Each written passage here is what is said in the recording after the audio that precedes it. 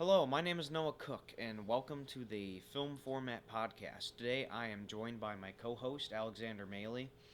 I figured he'd be a good candidate to have on the show to help us talk about different types of, videotapes from back in the day, because he has a YouTube channel called the Windows 95 Guy, as a matter of fact, and he shoots every single video on some sort of old video camera, so who better to ask than my lifelong best friend?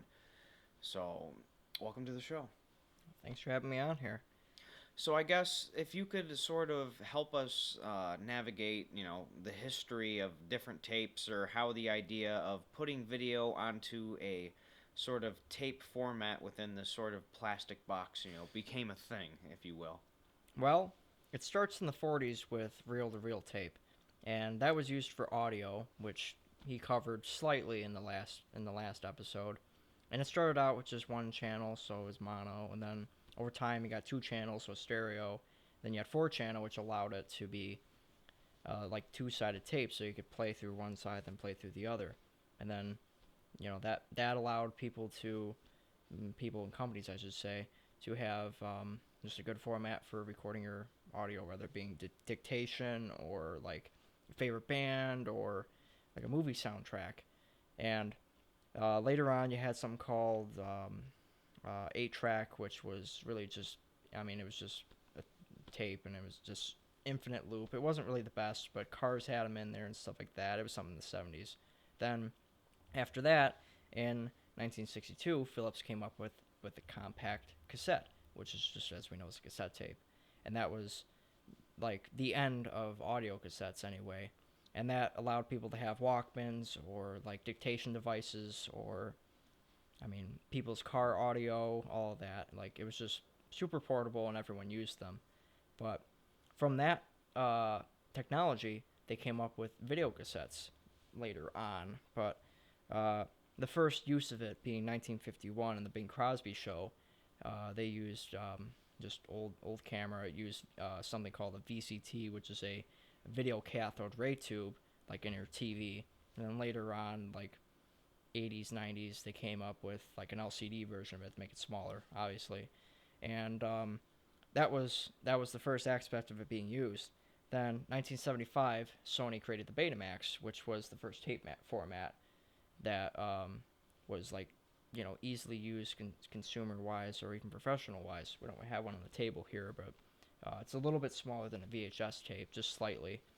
But then in 1976, there was JVC who came up with the video home system, or VHS, which is that one over there. Everyone knows that. And there's a whole tape format war in like the late 70s, early 80s. Obviously, VHS won that war, but that wasn't the end of it for Betamax. Betamax, they got the professional side of that, and that was eventually was the Beta Movie, which had anywhere between 480i to 1080i, which is HD, and even like the last format being like what was that like 2006 or 2004, mid yeah. 2000s. So like you really couldn't even tell that it was on a tape at that point. It was just the way of doing it, and it was digital. But um, then VHS, they wanted to come up with something smaller, so then they came up with VHS-C, or originally called SVHS, and that was only a 30-minute tape, and that was kind of a pitfall.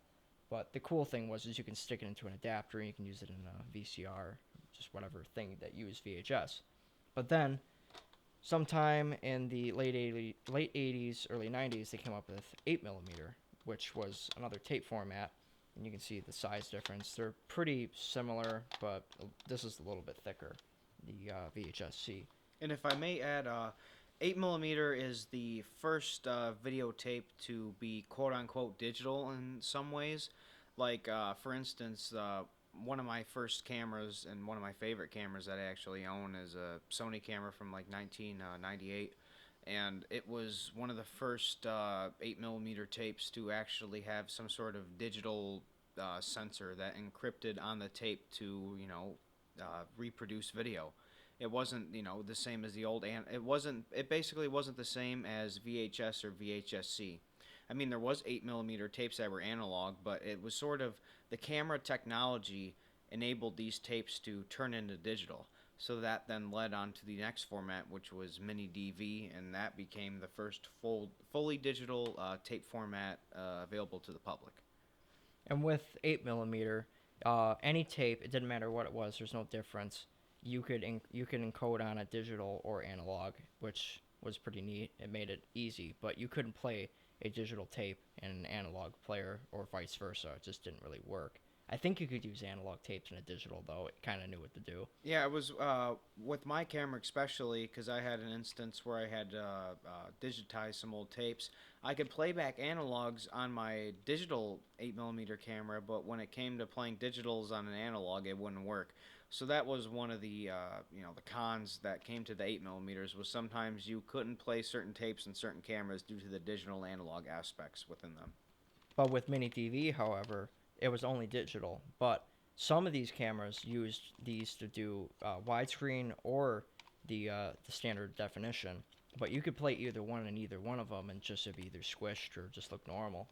But mini DV came out in 1995, and that was the first tape format to be consumer grade and home grade. So you could use it in anywhere between a camcorder and a news system.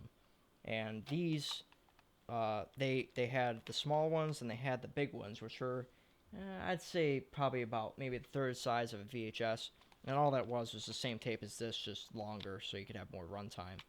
But there was the last format in the tape formats to ever come out, and it was used for a long time, good like probably 20 years, but that eventually got replaced by digital. So yeah, that's kind of the overall history, if you will, of different tape formats. They kind of came to an end around the end of the 2000s, around 2010, 2012. People didn't really use them anymore. They stopped making the cameras, and CDs and memory cards kind of took over after that. So I guess in a way to end off this podcast, I'd like to ask you because your experience with YouTube and creating different content with old video cameras. What is your if you have a go-to out of all of these? What would you pick as your favorite or one you would use in the field if you had to or for YouTube video?